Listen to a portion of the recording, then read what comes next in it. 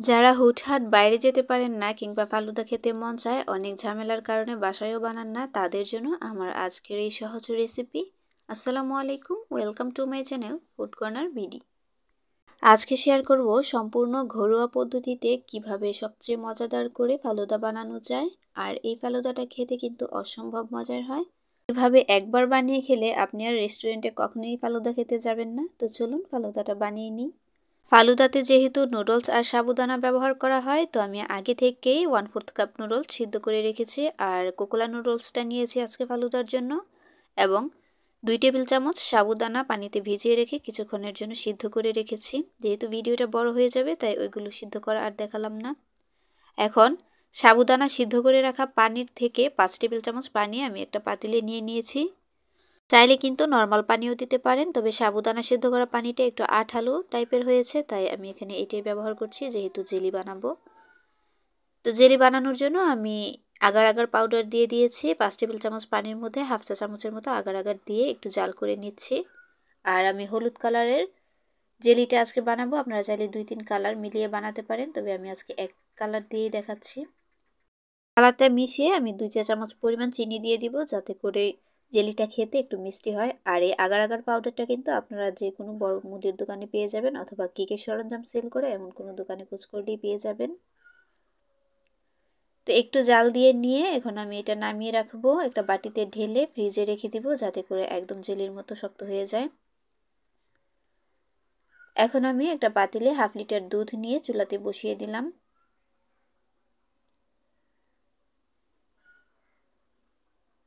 তো দুধটা কিছুক্ষণ জাল দিয়ে সামান্য একটু বলক তুলে নিয়েছি। এখন দিয়ে দিব চিনি। চিনিটা আপনাদের টেস্ট অনুযায়ী দিয়ে দিবেন, যে যতটুকু চিনি খেতে পছন্দ করেন। তো আমি 1/2 কাপ চিনি এখানে ব্যবহার করেছি।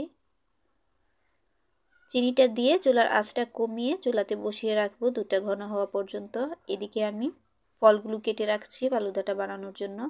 আর যে জেলিটা আমরা বানিয়ে রেখেছিলাম সেটাও সেট হয়ে গেছে, ফ্রিজ থেকে নামিয়ে এখন কেটে নিব। ফ্রিজে প্রায় 5 মিনিটের মতো রাখলেই কিন্তু এই জেলিটা খুব সুন্দরভাবে সেট হয়ে যাবে। আর আপনারা বিভিন্ন কালারের যদি করতে চান তাহলে চুলাতেই কালারটা মেশাবেন না, পানিটা নামিয়ে 2-3টা পাত্রে ঢেলে তারপর বিভিন্ন ধরনের কালার দিয়ে ফ্রিজে রাখতে পারেন, তাহলেই কিন্তু বিভিন্ন কালারের জেলি হয়ে যাবে। তো এইভাবে করে আমি কুচি কুচি করে কেটে রেখেছি আর ফলগুলোও কেটে নিয়েছি। দুধটা প্রায় ঘন হয়ে গিয়েছে, এখন আমি আরেকটু ঘন করার জন্য কর্নফ্লাওয়ার ব্যবহার করব। 1 চা চামচ পরিমাণ কর্নফ্লাওয়ার দিয়েছি এবং 2 টেবিল চামচ পরিমাণ পানি দিয়ে কর্নফ্লাওয়ারটা গুলিয়ে নিচ্ছি। গুলে একটা সাইডে রেখে দিচ্ছি। এখন আমি গুঁড়া দুধ ব্যবহার করছি লিকুইড দুধটার সাথে, এতে করে এটা খেতে কিন্তু আরেকটু বেশি মজার হবে। গুঁড়া দুধটা সম্পূর্ণই অপশনাল, আপনারা চাইলে দিতে পারেন অথবা স্কিপ করতে পারেন। তো গুঁড়া দুধটা মিশিয়ে নিচ্ছে এবং দিয়ে দিব গুলে রাখা কর্নফ্লাওয়ার।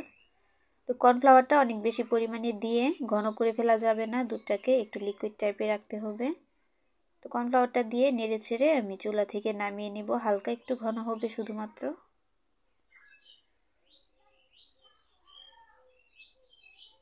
আপনারা চাইলে কিন্তু এই পর্যায়ে কনডেন্স মিল্ক ব্যবহার করতে পারেন, তবে আমি শুধুমাত্র চিনি দিয়েই আজকে করেছি। তো দেখতেই পাচ্ছেন এখানে আমি সিদ্ধ করে রেখেছি নুডলস, আরও সিদ্ধ করে রেখেছি সাবুদানা, এবং নিয়েছি ড্রাগন ফ্রুটস, আঙ্গুর, আপেল, ডালিম আর হচ্ছে জেলি।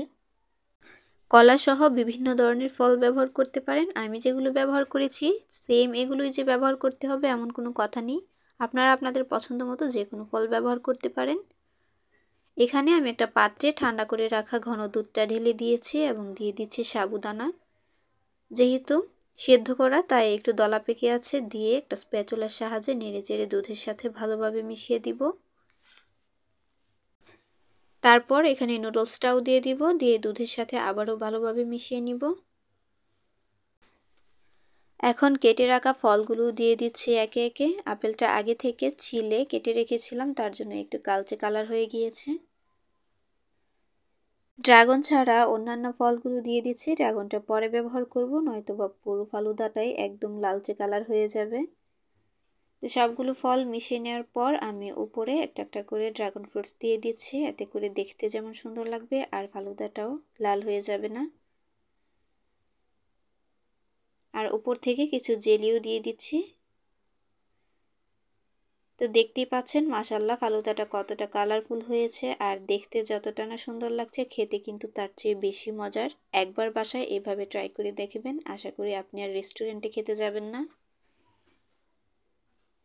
তো আমি দুইটা বাটিতে একটু সার্ভ করে দেখিয়ে দিচ্ছি। এই ছিল আমার আজকের সহজ এবং মজাদার ফালুদার রেসিপি। আশা করি আপনাদের কাছে ভালো লেগেছে। ভালো লাগলে অবশ্যই চ্যানেলটি সাবস্ক্রাইব করে দিবেন আর একটি লাইক কমেন্ট করে আমার পাশে থাকবেন। আজকের মতো এই পর্যন্তই। আল্লাহ হাফেজ।